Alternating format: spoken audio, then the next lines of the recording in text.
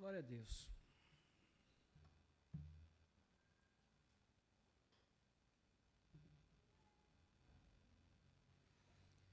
Irmãos, gostaria de começar a nossa reflexão nessa noite com uma pergunta. Nosso Deus é um Deus confiável? Sim ou não?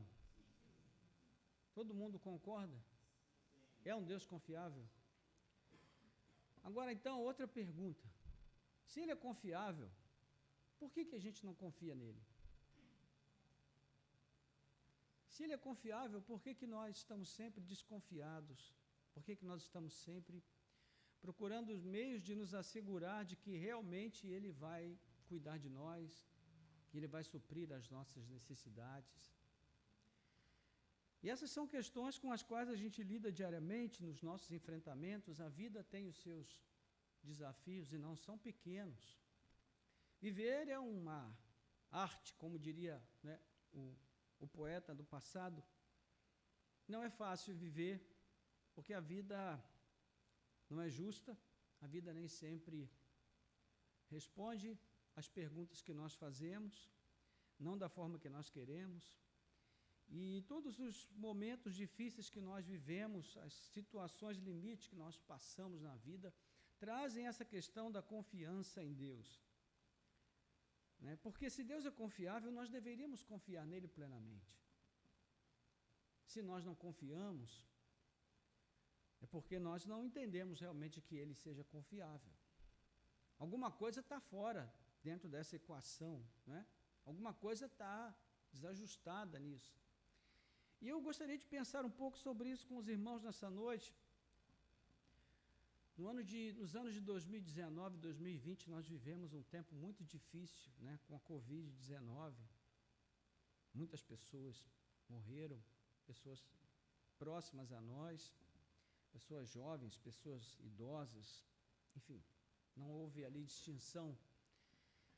E foi um tempo em que muita gente voltou para a igreja, por temor de que a sua vida fosse tirada e que essa pessoa não estivesse preparada para lidar com o momento de se encontrar com Deus. Mas, tão logo a Covid tenha passado, as pessoas também, muitas delas, que vieram para a igreja e se arrependeram de ter se afastado, também se arrependeram de ter voltado para a igreja e acabaram saindo novamente, desapareceram, nunca mais foram vistas. Então, são questões que trazem uma série de reflexões para nós. Esses momentos trágicos, essas situações limite, difíceis que nós vivemos, elas são proporcionadas por Deus justamente para que Ele nos chame de volta à sua presença. Esse é o propósito que Deus tem. Nós vivemos muitas coisas no nível do nosso sentimento, né? Os impulsos emocionais que nos vêm nos tempos de dificuldade são muitos e são muito variados. A gente sente medo, raiva, compaixão, perplexidade, inconformação. Uma hora a gente está cheio de fé, outra hora a gente não acredita em absolutamente nada, né? E tão logo os efeitos daquele choque, daquela luta, daquela dificuldade que a gente vivenciou tenha passado, a gente volta para esse lugar de hibernação e acaba se esquecendo de que o exercício de viver uma vida com Deus não é algo que a gente pratique somente nos tempos de necessidade, mas em todos os tempos, em qualquer tempo. Porque o nosso relacionamento com Deus não pode ser um relacionamento utilitário, não é? Nós vivemos hoje num mundo muito pragmático. Tudo hoje no mundo tem que ter uma lógica que nos leve a algum tipo de lucro, algum tipo de benefício. E essa lógica também acabou entrando na igreja. Infelizmente, ela é uma lógica alimentada por muitos líderes que vão insuflando essa coisa no coração das pessoas, de modo que elas, a cada dia, acreditam com mais vigor e com mais determinação que o nosso relacionamento com Deus deve ser um relacionamento apenas utilitário. Ou seja, quando a gente está aflito, sofrendo, então a gente vai Procura ali na Bíblia uma palavra que possa servir de consolo para nós, ou na caixinha de promessa, não é? E então, depois que o tempo de aflição passa, a gente esquece. Então, em grande medida, essa é uma das razões pelas quais Deus sempre traz esses tempos difíceis. As tribulações, as lutas pelas quais nós passamos, é para nos despertar do nosso sono e, no fundo, é para o nosso inteiro bem. Então, Asaf é um dos compositores bíblicos, é um dos salmistas que mais reflete sobre essas questões da vida. E hoje nós vamos pensar um pouco à luz de um salmo de Asaf, e vamos pensar a respeito dessa questão da confiança em Deus. Ok? Vamos, em princípio, ler o Salmo 50, versículo 15, e depois nós vamos orar.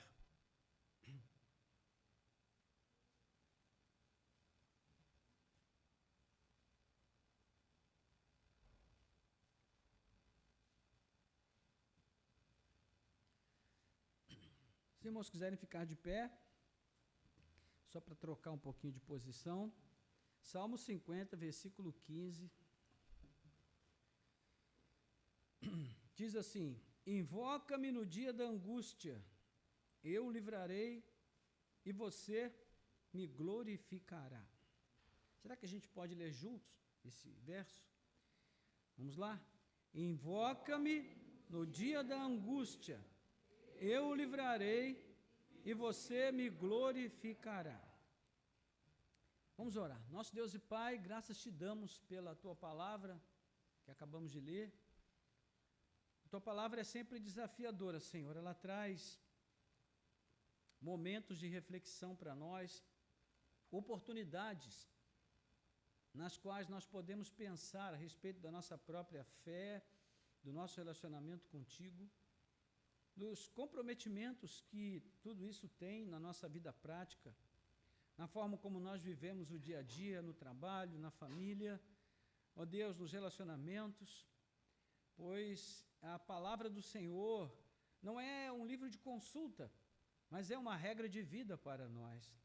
Ajuda-nos, Senhor, a vê-la dessa forma e a viver os nossos dias nesse mundo, tendo como norte essa palavra, que ela possa dirigir os nossos passos, guiar as nossas mentes, os nossos pensamentos, as nossas escolhas, de tal maneira que a nossa vivência nesse mundo, Senhor, seja no tempo da bonança, seja no tempo da tribulação, seja no dia da escassez ou no dia da abundância, que a nossa fé permaneça a mesma e que a nossa confiança em Ti, ó Deus, não esteja sujeita às alterações do tempo, do clima, ó Pai, das estações ou das circunstâncias. Nós pedimos a Tua bênção para que nessa noite o Senhor possa trazer, ó Deus, aperfeiçoamento à nossa fé e à maneira como nós cremos e confiamos em Ti.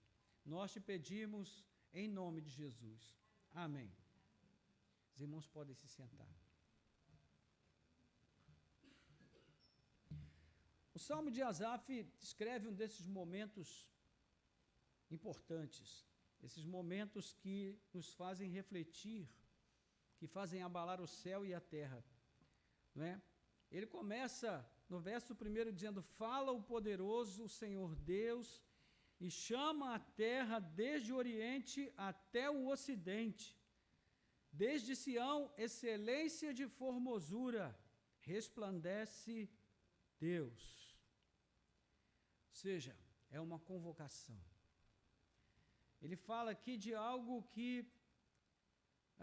traz a descrição de um julgamento, a chegada majestosa do Senhor numa cena típica de um tribunal à moda antiga, quando o juiz é anunciado e todos se colocam de pé para receber a presença ilustríssima do juiz na tribuna, onde ele vai julgar, onde ele vai conduzir o julgamento.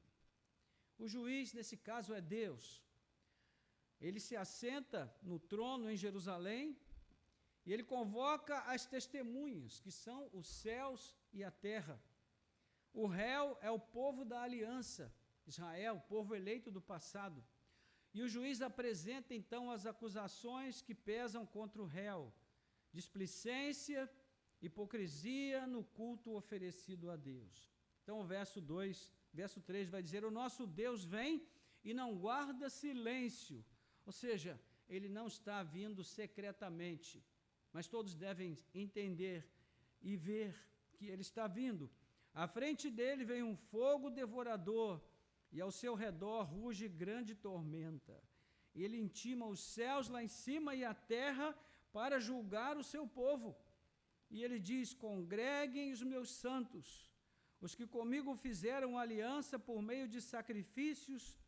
Os céus anunciam a sua justiça, porque é o próprio Deus que julga. Ou seja, é uma chamada, é uma convocação que faz tremer os céus e a terra. É algo semelhante ao que vai acontecer no juízo final, quando a Bíblia diz que o Senhor virá com as nuvens e todo o olho o verá. E então toda a terra será convocada para prestar esclarecimentos diante do Rei de toda a terra, do verdadeiro Senhor, Rei dos reis e Senhor dos senhores. Então a base do julgamento são os termos da aliança do Sinai, que Deus celebrou entre ele e o povo eleito. E esse Deus que se revelou a Moisés e instituiu a lei como norma, ele vai também agora chamar o povo da aliança, porque ele não aceita sacrifício puramente ritual, sem que o coração esteja envolvido no culto.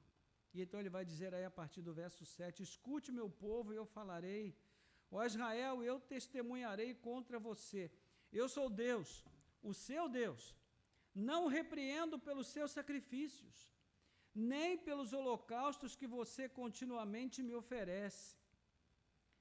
Não aceitarei novilhos da sua casa, nem bodes dos seus apriscos, pois são meus todos os animais do bosque e o gado aos milhares sobre as montanhas. Conheço todas as aves dos montes e são meus todos os animais que vivem no campo. Ou seja, Deus está dizendo, olha Israel, o meu julgamento não é pelo fato de você trazer animais à minha presença. Até porque tudo que você me traz já é meu, tudo é meu. As aves dos céus, os animais do campo, tudo fui eu que criei para a minha glória. Então a questão aqui não é se você traz ou se não traz os animais para o sacrifício, mas como, com que espírito, com que coração. E ele completa no verso 12, se eu tivesse fome, não teria necessidade de dizê-lo a você, pois meu é o mundo e a sua plenitude. Então o Senhor, ele começa agora a usar uma fala um tanto irônica, e ele diz, acaso como eu carne de touros? Ou bebo sangue de cabritos? E agora ele diz então qual é a verdadeira acusação. Ofereça a Deus sacrifício de ações de graças e cumpra os seus votos para com o Altíssimo. Olha só, eis aqui a questão. O culto está sendo oferecido apenas ritualmente, mas o coração não está presente no culto. E uma das coisas, meus irmãos, mais tristes dentro de um relacionamento é quando uma das partes está presente fisicamente, mas não está presente espiritualmente, emocionalmente. Imagine você, suponhamos aqui que no dia dos namorados, você que é casado, ou noivo, ou está namorando, você chega lá para a sua contraparte, para a pessoa que você ama e que te ama, e aí você vai fazer uma declaração para essa pessoa, compra um cartão, capricha, gasta um dinheiro naquele cartão bonitão que você preenche ali com as palavras mais amorosas, românticas e carinhosas que você possa imaginar, e aí na hora que você vai ler, você começa a ler e percebe que essa pessoa que você ama está olhando para outra direção, não está nem aí para o que você está falando, como você se sentiria? Desprezado, não é? É mais ou menos assim que Deus coloca o sentimento dele aqui nesse salmo. Ele diz, olha, vocês estão agindo como se eu não existisse. A minha palavra não está encontrando ouvidos para ouvi-la. porque vocês não ouvem o que eu digo e não fazem o que eu mando. Então, a base do julgamento são os termos da aliança, e a acusação é essa: o coração de vocês está longe. Então, o Senhor não aceita este culto de quem apenas professa a lei, mas não a pratica. No entanto, o Salmo termina com um claro convite ao arrependimento. A tendência do juiz aqui, esse juiz não tem prazer em condenar, o seu prazer é de salvar, é de absolver e não condenar. Mas para isso é necessário que haja sincero quebrantamento e um retorno à piedade verdadeira. Versículos 16, mas ao ímpio Deus diz: de que lhe serve repetir os meus preceitos e ter nos lábios a minha aliança, se você odeia a disciplina e rejeita as minhas palavras? Se vê um ladrão, você se torna amigo dele, e aos adúlteros você se associa, abre a boca para o mal e a sua língua trama enganos. Senta-se para falar contra o seu irmão, difama o filho de sua mãe. Você tem feito essas coisas e eu me calei. Você pensava que eu era igual a você, mas agora eu repreenderei e porei tudo à sua vista. Então Deus está dizendo: olha, durante muito tempo eu fiquei calado e você pensou, poxa, está tudo bem. Deus está comigo, o Senhor está comigo. Só que agora o Senhor diz: agora eu vou expor tudo diante de você. Vou colocar tudo em pratos limpos. E ele termina como? Ele termina fazendo esse convite: considerem, pois, nisso vocês que se esquecem de Deus, para que eu não os despedace sem haver quem os livre. Aquele que me oferece sacrifício de ações de graças, esse me glorificará, e ao que prepara o seu caminho, farei com que veja a salvação de Deus. Louvado seja o nome do Senhor. Então veja, o Salmo termina com esse convite bem claro ao arrependimento. E o salmista aqui, ele está descrevendo então essa ação de Deus, representada poeticamente por um evento que traz espanto e perplexidade a todos. Qual é a sua intenção? É despertar o povo de Israel a voltar a buscar o Senhor de todo o coração. E é nesse contexto que se encontra o verso que nós destacamos no início: invoca-me no dia da angústia, eu livrarei e você me glorificará. Observe que o mesmo Deus é o autor do evento que traz angústia e da promessa que traz o livramento da angústia. E para quê? Para que o seu nome seja glorificado. E esse é sempre o objetivo de tudo que Deus faz: a glorificação do seu nome, a promoção da sua glória. Mas também, quando Deus promove a sua glória, nessa promoção da sua glória, Ele sempre nos alcança com a sua bondade. E Ele cumpre os seus propósitos em nossas vidas. Ele não é um Deus indiferente às nossas aflições, irmãos. Só que as nossas aflições não são a prioridade de Deus. A prioridade de Deus é a promoção da sua glória. No entanto, para os descrentes, sempre haverá nessas tragédias material para acusar, para pôr em dúvida, não só na existência do cuidado de Deus, do fato de Deus se importar com as nossas aflições, mas até da própria existência de Deus. Eu me lembro que, na época daquele tsunami asiático, todo mundo perguntava: onde está Deus que não viu essa tragédia? Onde está Deus que não impediu que tantas pessoas fossem mortas? E uma pesquisa foi feita no site chamado BeliefNet, que perguntou se Deus tinha algo a ver com aquela tragédia, a um número significativo de pessoas, e mais da metade dos entrevistados respondeu assim: eu creio em Deus, mas não acredito que Ele tenha algo a ver com essa tragédia. Ou seja, para mais da metade dos entrevistados, Deus é soberano mais ou menos. Deus é soberano relativamente, mas não absolutamente. Então tem coisas que fogem do controle de Deus. Existe uma teologia que hoje está muito na moda, que é aquela teologia que acredita que Deus é soberano, mas não completamente soberano. E que existem coisas que fogem do controle de Deus. É a teologia da abertura de Deus, que fala que Deus, ele tem conhecimento de tudo, mas que ele não tem controle de tudo. Né? E tem uma série de outros conceitos que são postos aí, mas é a teologia que na prática muita gente pratica sem saber que vive, sem saber que ela existe. Né? Aquela ideia de que, bom, Deus tem o controle sim, mas em relação a essa questão aqui, eu acho que ele não está nem aí. Meus irmãos, Deus sempre está aí, com tudo, porque Ele é o Senhor de tudo, Ele é o Senhor de todos, Ele dirige todas as coisas com o seu poder. E quando nós falamos das tragédias pessoais, acontece a mesma coisa. Ou as pessoas são tornadas, né, muitas vezes raivosas, revoltadas contra Deus, porque mesmo que elas não admitam, né, com a boca elas afirmam que Deus é bom e que se isso está acontecendo é porque Deus deve ter algum propósito, mas lá no fundo, elas estão com raiva.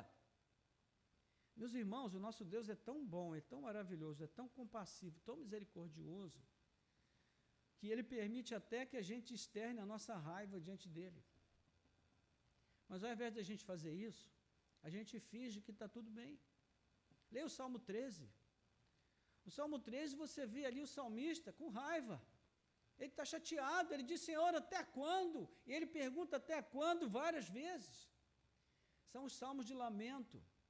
Meus irmãos, tenham certeza de uma coisa, para Deus é melhor que nós sejamos sinceros diante dEle, do que nós tentarmos nos enganar, acreditando que o que nós estamos falando a respeito dEle é verdadeiro, quando muitas vezes não é. Então, quando nós estamos aborrecidos, chateados, revoltados, nós precisamos ser sinceros diante de Deus em oração e dizer, Senhor, eu estou muito chateado hoje. Porque eu esperava que o Senhor tivesse feito A, B e C, e o Senhor não fez. Eu me submeto à tua soberania, mas eu estou chateado, estou aborrecido. Meus irmãos, isso é sinceridade, é agir com verdade diante de Deus. Porque às vezes, nesses momentos aflitivos da nossa vida, quando nós mais precisávamos ter confiança de que Deus tem o controle de tudo, essa confiança nos falta porque a gente não praticou a sinceridade em oração perante Deus. Entende isso? Então, como a gente deve lidar com essas coisas? Né? Meus irmãos, nesse instante, milhões de pessoas estão com fome no mundo. Milhões de pessoas. Enquanto alguns artistas hollywoodianos que gostam de fazer discurso em prol da África estão gastando milhões para fazer uma viagem ao espaço. Então é só discurso mesmo. Não tem nada de verdade nisso. Quando Deus quis fazer alguma coisa pelo mundo, Ele entregou o melhor que Ele tinha. Ele não fez um discurso bonito e disse, olha, meus seres criados, o negócio é o seguinte, tem muita gente com fome nesse mundo, tem muita gente se perdendo, tem muita gente indo para o inferno, então vamos fazer aqui, vamos nos cotizar, cada um dá um pouco, e nós vamos salvar o mundo. Foi isso que ele fez? Não, irmãos, ele pegou o melhor que ele tinha, e ele disse, eu vou salvar o mundo entregando o melhor que eu tenho, o meu filho amado. Isso é amor, irmãos. Isso é compaixão. Isso é graça. Isso é se importar com as pessoas. Nesse momento tem muitas pessoas morrendo por conta da miséria extrema. Há pessoas angustiadas com seus casamentos infelizes, outras estão sofrendo com a perda do emprego. Aí existem pais cristãos que nesse momento estão sendo esmagados pelo fato dos seus filhos estarem perdidos nas drogas, afastados de Deus. Tem pessoas às quais nós amamos que estão doentes, ou estão sofrendo de algum modo. Resumindo, existe muita dor nesse mundo, muita dor. E a pergunta que todos fazem é, onde está Deus? Será que Ele está mesmo vendo o que acontece comigo? Será que Ele se importa? Será que eu posso realmente confiar nele. Então, meus irmãos, eu espero que a essa altura nós já tenhamos começado a duvidar da nossa certeza de que realmente nós acreditamos que podemos confiar em Deus. Porque é possível que essa certeza não seja uma certeza tão segura assim quanto nós imaginamos. Porque se nós realmente pudéssemos confiar em Deus, nós confiaríamos. E se nós não confiamos, é porque talvez a gente não acredite mesmo que a gente possa confiar nele. Entende? Eu não sei se você já passou por essa experiência, mas uma das piores experiências que a gente pode passar no contexto do trabalho é quando a gente está empregado numa empresa e o patrão manda a gente fazer um trabalho e depois que a gente está ali pelo meio do caminho, o patrão vem e conserta o que a gente fez. Dá uma sensação de humilhação, não é? A sensação ruim de que a gente é incapaz, que o patrão não confiou na gente, deixou a gente começar, mas não deixou a gente terminar. Então, irmãos, é o que muitas vezes a gente faz com Deus. A gente ora, a gente pede, mas quando ele demora, né? Esse demora entre aspas, porque Deus nunca demora, mas se a gente acha que ele demora, a gente diz, Senhor, deixa comigo agora que eu vou dar o meu jeito. Vou dar o meu jeito. Então, apesar de nós vivermos em um mundo no qual a tecnologia parece ter o poder para resolver qualquer coisa, irmãos, vez por outra, há situações que fogem totalmente do previsto. Nós chamamos essas situações de imponderáveis. São imponderáveis porque ninguém ponderou, ninguém pensou que elas pudessem acontecer. São imprevistos, são aquelas situações que nós nunca imaginamos que pudesse ocorrer.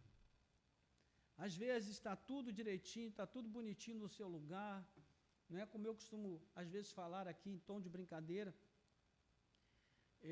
As crianças estão na melhor escola, né, o plano de saúde está em dia, e olha, está tudo bem, está tudo certo, a gente está conseguindo fazer uma viagem ou duas por ano, saindo de férias, está tudo certinho. De repente, a gente vai lá fazer um exame de rotina e o médico dá aquela notícia triste. E o nosso castelinho de cartas despenca tudo e a gente fica perdido, sem saber para onde olhar, como entender, não é? Um super avião que cai e centenas de pessoas perdem a vida. Aquele ataque terrorista que destrói a vida de tanta gente do dia para a noite, a pessoa saiu para trabalhar de manhã, não imaginava que pudesse acontecer aquilo. São situações que nos levam a concluir, irmãos, que por mais que nós estejamos preparados, jamais devemos nos iludir em achar que nós temos o controle de tudo. Nós não temos o controle de nada. Em nossa vida prática sempre podem acontecer coisas assim. E quando tudo parece estar sob o nosso controle absoluto, vem aquele fato inesperado. Então essas surpresas, esses imponderáveis, esses imprevistos, jogam as nossas certezas no chão. Eu gosto muito de uma canção da Ana Heloísa, quando ela fala,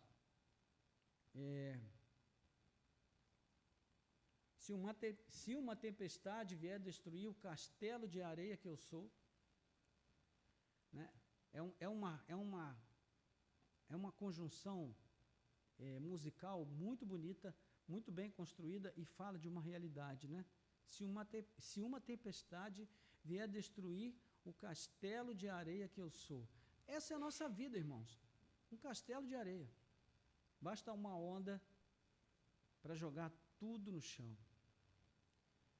Então, se nós não estamos na direção, será que existe alguém que está na direção? Não seria a vida uma simples sucessão de eventos aleatórios, como acreditam os nihilistas? Ou não seria uma sucessão de fatos pré-determinados na nossa existência, né, como diz os deterministas, e não haverá mudança no nosso curso? Ou será que existe uma outra forma de nós lidarmos com essas coisas? Então, já partindo aqui para a nossa conclusão, irmãos, o rei Salomão disse uma coisa muito interessante certa vez. Ele diz, olha, não se gabe do dia de manhã, porque você não sabe o que ele trará à luz. Provérbios 27, versículo 1. O que ele está afirmando aqui? Que o futuro é algo absolutamente incerto. Não temos como prever nada. Né? Certa vez alguém descreveu a vida como uma estrada, com uma grande cortina. E essa cortina, ela vai sendo tirada para nós, vai sendo puxada para a gente poder ver o caminho um passo de cada vez. Um passo de cada vez. E à medida que nós vamos andando, o caminho vai se mostrando e nós vamos caminhando. É assim a jornada da fé. A Bíblia mostra que a nossa liberdade, a liberdade que Deus nos deu, o potencial de autonomia que Deus nos deu, tem um limite. Porque existem coisas que nós não temos controle a respeito delas, e são coisas importantes.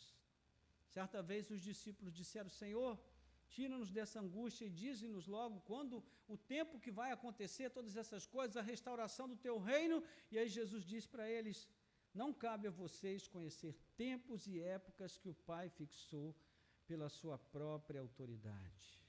Aí a gente escuta aquela música,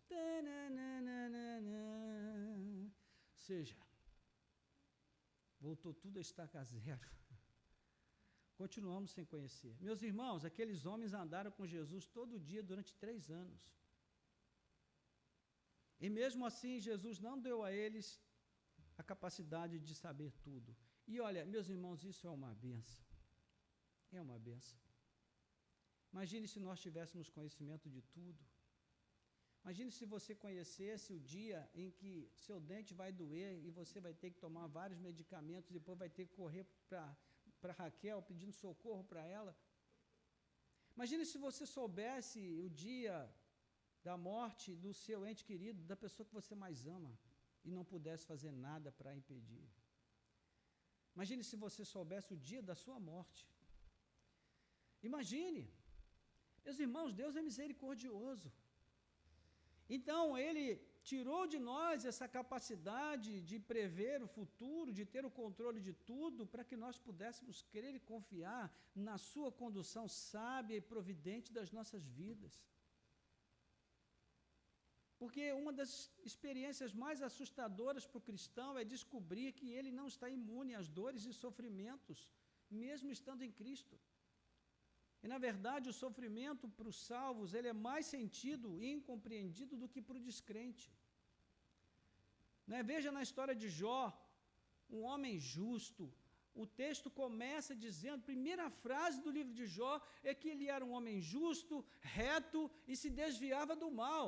O que é que você imagina que vai acontecer com esse homem da parte de Deus?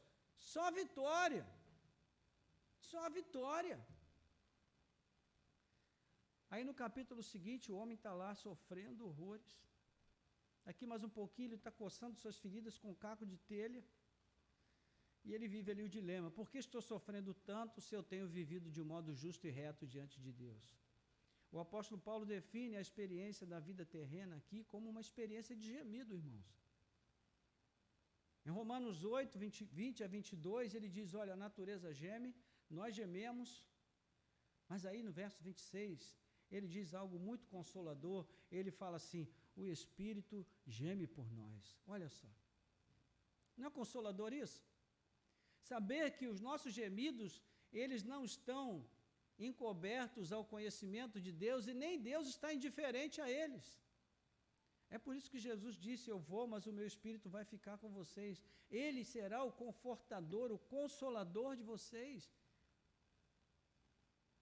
Então, mesmo Paulo sofria com o espinho na carne, era algo que o incomodava demais. E ele orou por 3 vezes e Deus disse, não, a minha graça te basta. se em algum momento da nossa vida terrena, irmãos, nós pudermos chegar a crer que a nossa vida com Deus é uma vida mais fiel do que a vida do apóstolo Paulo, então, aí a gente pode sentar para conversar com Deus. Se em algum momento a gente acreditar que a nossa vida é vida mais justa do que o próprio Filho de Deus, que viveu uma vida tão aflitiva nesse mundo, então, aí a gente pode sentar e conversar com Deus a respeito dessas coisas, né? Aquela experiência de José na prisão, quando ele interpreta o sonho do copeiro, e ele diz, olha, lembra-te de mim quando entrares no teu reino. Claro que eu estou brincando, né, irmãos? Estou usando aqui uma ironia, mas ele disse para o copeiro, olha, quando o faraó te restituir, lembra-te de mim. O copeiro lembrou, irmãos? O copeiro tomou posse lá da bênção dele, nem se lembrou de quem era José.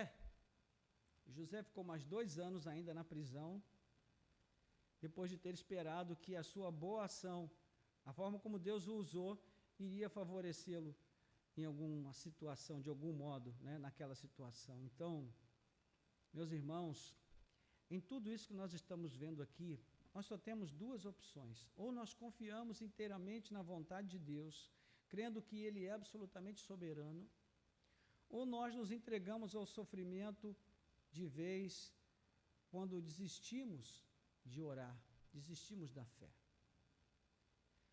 Porque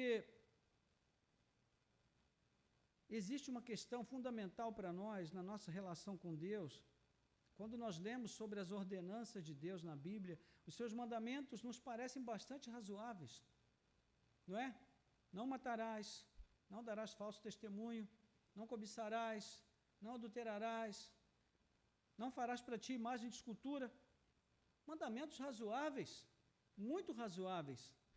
Mas quando Deus fala, manda a gente confiar nele, aí a coisa já não fica tão razoável.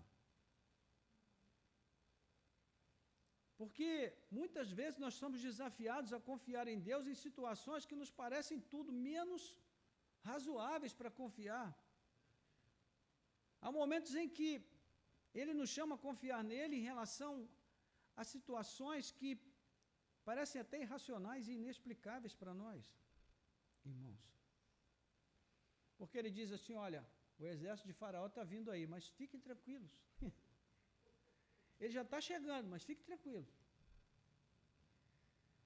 O mar está aqui na frente de vocês, mas fiquem tranquilos. Vocês estão entre o exército de Faraó e o mar, mas vai dar tudo certo, fiquem tranquilos. Está tudo sob controle. Meus irmãos, pelo amor de Deus, eles não tinham o livro de Êxodo. Não sabiam o final da história. Nós sabemos. Mas a gente também não vive situações assim, irmãos.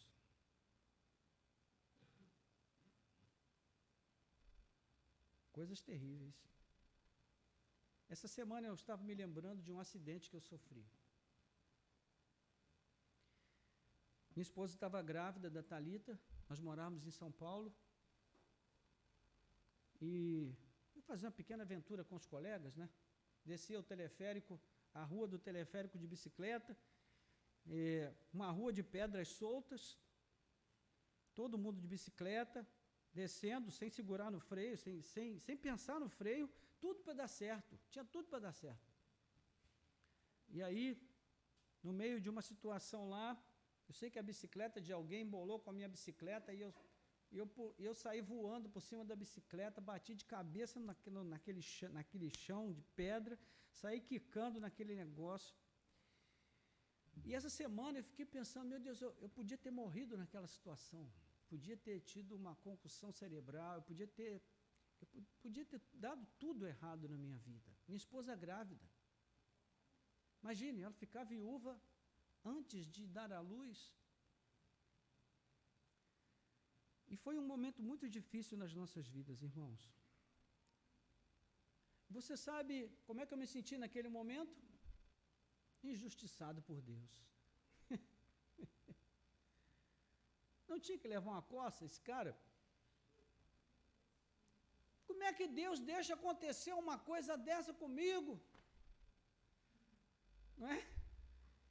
E fui para a igreja ainda com esse mesmo coração, Até que Deus foi falando ali comigo e tal, e eu até chegar à conclusão da estupidez dos meus pensamentos, levou um tempo, irmãos. E essa semana eu glorifiquei tanto o Senhor, falei assim, obrigado por não ter deixado eu morrer naquele dia, porque eu tinha tudo para acontecer. E quando eu sentei, estava com um ovo enorme na cabeça, na hora cresceu aquele troço imenso, o meu braço tentei mexer, não consegui, porque a minha clavícula quebrou aqui na ponta, e eu fiquei desesperado. Minha esposa, sem saber de nada, aí os meninos, aí você sabe que um abismo chama outro abismo, né? Porque aí, eles foram para casa sem mim, pegar meus documentos, porque eu estava sem documentos, e aí minha esposa perguntou, o que aconteceu? Ah, não, teve uma blitz, a polícia parou a gente. Aí minha esposa, mas uma blitz de bicicleta? Como assim? Não, a polícia pediu documento, a gente não tinha e tal, e aí foi aquela história, e aí até o ponto em que eu tinha que voltar para casa, né? E não tive atendimento, fiquei uma semana andando com o extensor, assim, parecia um Robocop, com aquele negócio, sentindo dor. E só depois de uma semana, 10 dias, é que eu consegui assistência na Santa Casa de Misericórdia de São Paulo. E o nome diz tudo, né? E ali, meus irmãos, foi um calvário para mim. Mas Deus me ensinou muitas coisas. E olha, eu vou dizer para os irmãos, a minha casca é tão dura que tinha que ser desse jeito, irmãos. Não tinha jeito, não. Tinha que quebrar. A única forma de quebrar era desse jeito. E eu fiquei 3 meses numa luta tremenda. Minha esposa tinha que me dar banho, lavava minhas costas, que estavam em carne viva, cuidar dos meus ferimentos. Foi uma coisa terrível. Mas o que Deus me ensinou naquele tempo foi que nós precisamos confiar em Deus, não apenas no sentido de colocar diante dEle as nossas aflições, mas nós precisamos confiar nele também para conduzir as nossas vidas. Então, seja um passeio de bicicleta, seja sair para o trabalho, seja tomar uma decisão, a gente precisa orar. E a gente precisa perguntar a ele o que ele pensa a esse respeito. Qual é a opinião que ele tem? Isso significa confiar em Deus, irmãos. Porque depois que a gente toma a decisão por nós mesmos e a coisa já está estragada, é até meio cínico da nossa parte querer agora jogar tudo no colo de Deus e dizer, Senhor, resolve. Então, a obediência e a confiança caminham juntas. É tão importante obedecer a Deus quanto confiar nele. É tão importante confiar quanto obedecer, porque nós desobedecemos, nós desafiamos a sua autoridade quando nós não confiamos nele, e vice-versa. Então, isso é muito sério. O povo eleito do passado, lá no deserto, teve vários momentos assim. Quando Israel tinha fome, que é uma circunstância, começava a criticar o Senhor e manifestar dúvida em relação ao caráter de Deus, a bondade de Deus, a justiça de Deus. Salmo de 78, versículo 19. E como Deus reagia a essa atitude rebelde? Ele, de imediato, externava a sua indignação, mas mostrava também a sua misericórdia. E nós vemos que o povo obedecia ao Senhor apenas circunstancialmente. E que o povo confiava em Deus apenas circunstancialmente, mas não depositava suas vidas realmente no governo e o controle de Deus. Então aqui eu passo a conclusão e quero tirar algumas lições com os irmãos de tudo isso. Primeiro, como nós podemos aprender a confiar em Deus, irmãos? Existe algum segredo? Na verdade, não, porque tudo está revelado na sua palavra. Tudo o que ele pede de nós, ele revelou para nós nas Sagradas Escrituras. A questão fundamental aqui é com que olhos nós julgamos as circunstâncias adversas? Com os olhos da fé ou dos sentimentos? Israel falhou tremendamente com Deus porque julgava tudo com base nos sentimentos e não na fé. A Bíblia diz que a fé vem pelo ouvir e ouvir a palavra de Deus. Então, quando nós falamos de julgar com os olhos da fé, nós falamos em julgar por meio do conhecimento que nós temos através da palavra de Deus. E aqui é um processo de retroalimentação. A fé alimenta o nosso desejo de ler a palavra, e ler a palavra alimenta a nossa fé. E somente na Bíblia nós encontramos diversas referências que vão nos levar ao entendimento e à capacidade de ter esse nível de confiança em Deus. E nesse sentido, as Escrituras nos ensinam basicamente 3 verdades que devem servir como colunas para o nosso conhecimento de Deus. Primeira verdade: Deus é absolutamente soberano. John Piper diz que Deus é minuciosamente soberano. Então, isso quer dizer que nenhum grão de poeira se levanta do chão ou se deposita nele sem que Deus ordene que isso aconteça. A segunda coisa: Deus é infinito em sabedoria. E ninguém jamais conheceu a mente do Senhor. Ele é um Deus cuja mente é insondável. E terceiro, Deus é perfeito em amor. O amor de Deus é incondicional. Mas Ele nos ama de uma forma que tudo que diz respeito a nós, né, que é alvo desse amor, se harmoniza perfeitamente com os seus propósitos para nós. Ou seja, Deus nos ama de uma forma muito específica, porque esse amor se traduz em ações que vão fazer com que os seus propósitos em nossas vidas se cumpram. E muitas vezes isso significa deixar a gente sofrer. Sim, porque a nossa casca é dura. E aqui eu cito uma linha de reflexão do Jerry Bridges, que diz assim: Deus em seu amor sempre deseja o que é melhor para nós. Deus em sua sabedoria sempre sabe o que é melhor para nós. Deus em sua soberania tem o poder de concretizar em nós o que deseja o seu amor e o que conhece a sua sabedoria. Ou seja, tudo para confiar em Deus. Temos tudo para confiar em Deus. Então, irmãos, antes de nós finalizarmos aqui, é importante a gente refletir sobre o seguinte ponto. Nós temos um relacionamento com Deus. Isso significa conhecer e ser conhecido. Ninguém começa um relacionamento sem que haja a disposição a uma contrapartida, não é? Isso não pode haver um relacionamento sem que haja uma resposta da outra parte em relação à nossa intenção de ter um relacionamento. Ou seja, Deus ele nos procura por meio da sua palavra, mas nós também precisamos procurá-lo para ouvir o que ele tem a nos dizer. Nós precisamos nos deixar ser achados por ele. Então, quando nós chegamos ao final dessa reflexão, nós precisamos pensar de novo naquela pergunta: Deus é totalmente confiável? Sim ou não? Se a resposta é sim, a outra pergunta é: por que não confiamos nele então? Então, irmãos, eu acredito que a nossa confiança em Deus, ela crescerá tanto quanto cresça a nossa certeza de que Deus é plenamente confiável. E sabe como é que a gente alcança isso? Conhecendo a Deus. E como é que a gente conhece a Deus? Através da sua palavra. Meus irmãos, em nome de Jesus, eu vou dizer para os irmãos algo que os irmãos já sabem, mas eu preciso dizer mais uma vez. Meus irmãos, assumam o controle da sua relação com as redes sociais. Assuma o controle do seu smartphone. Se você não tiver controle sobre ele, eu vou te dar uma sugestão.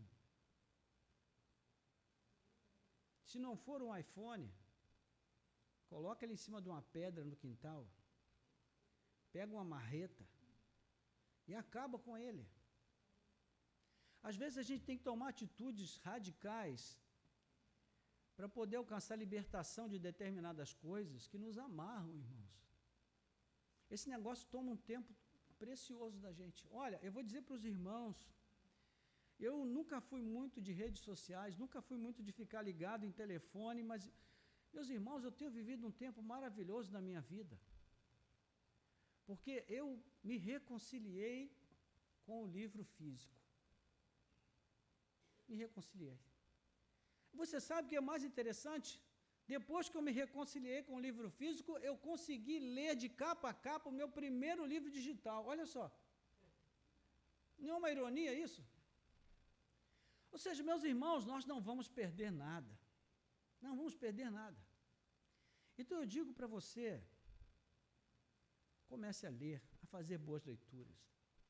Meus irmãos, o conhecimento é libertador. Uma das formas de opressão através das quais o povo brasileiro vive é a ignorância. E o povo é mantido nessa ignorância porque isso interessa aos nossos governantes. Porque o dia que esse povo ficar instruído, acabou a facilidade, acabou a vida boa, acabou todo esse abuso que a gente sofre o tempo todo e nós ali com aquela postura de carneiros, aceitando tudo passivamente. Você sabe por que a gente não questiona? Porque nós não sabemos questionar, não aprendemos.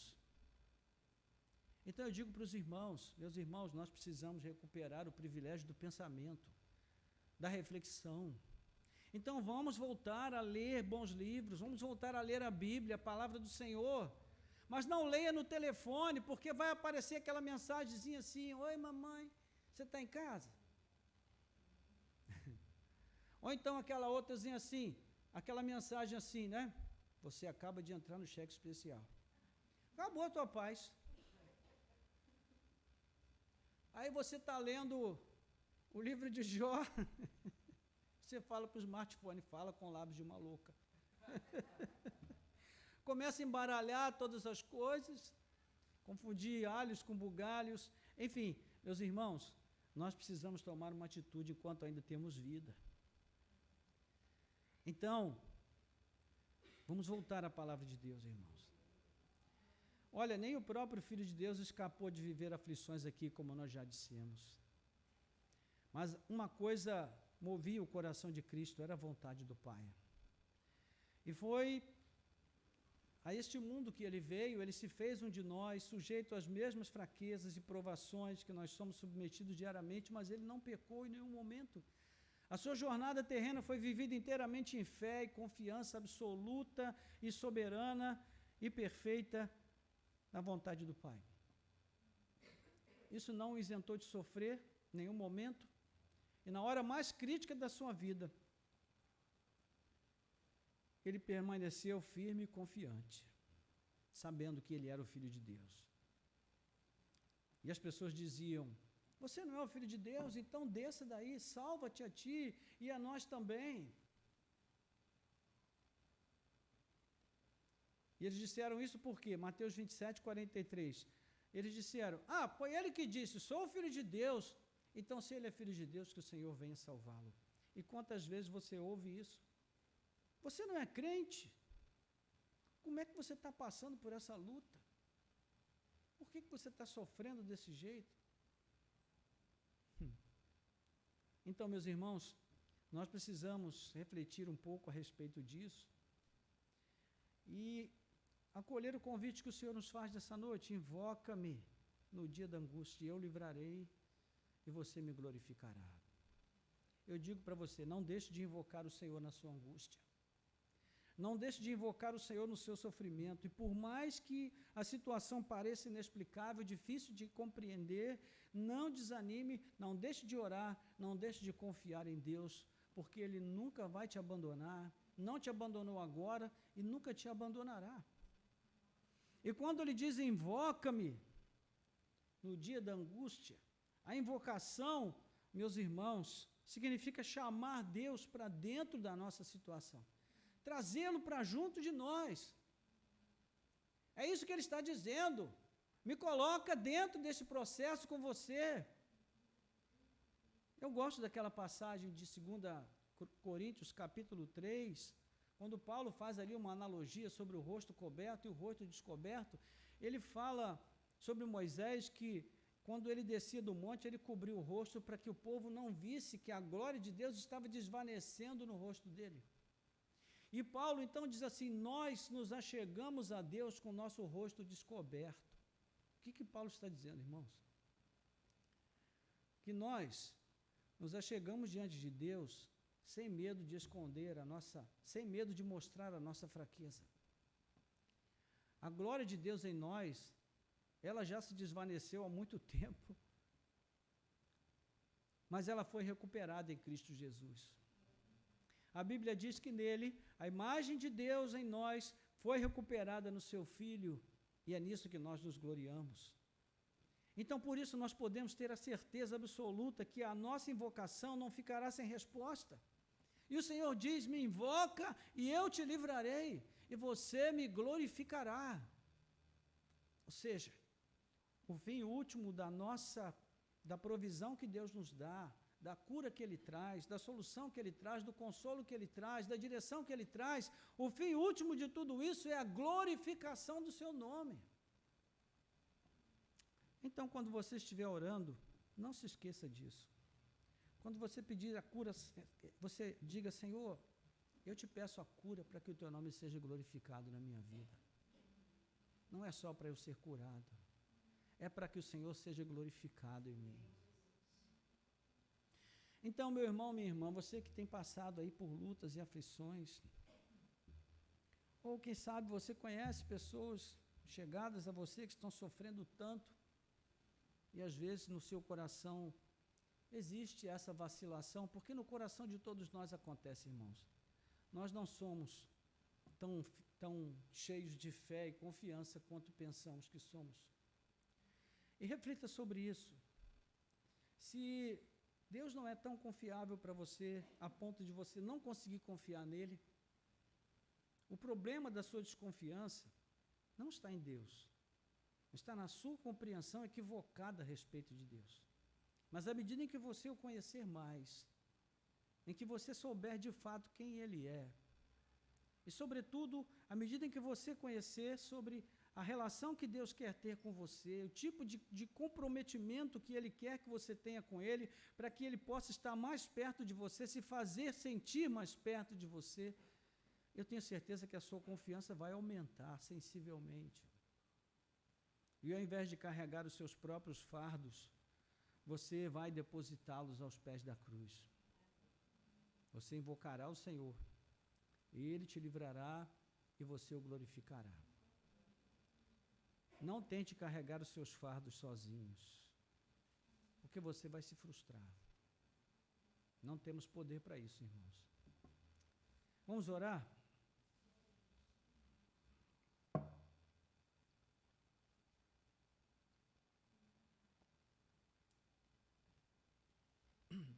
Senhor, nosso Deus, nosso Pai, graças te damos pela Tua palavra, ó Deus, que mais uma vez nos desafia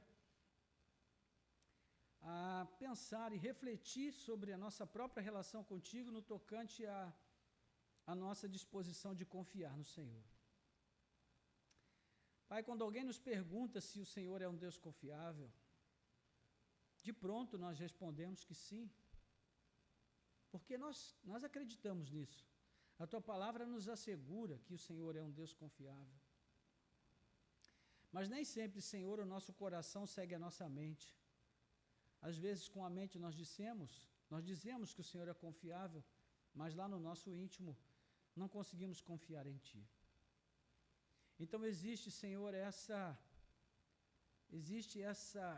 incerteza no nosso íntimo.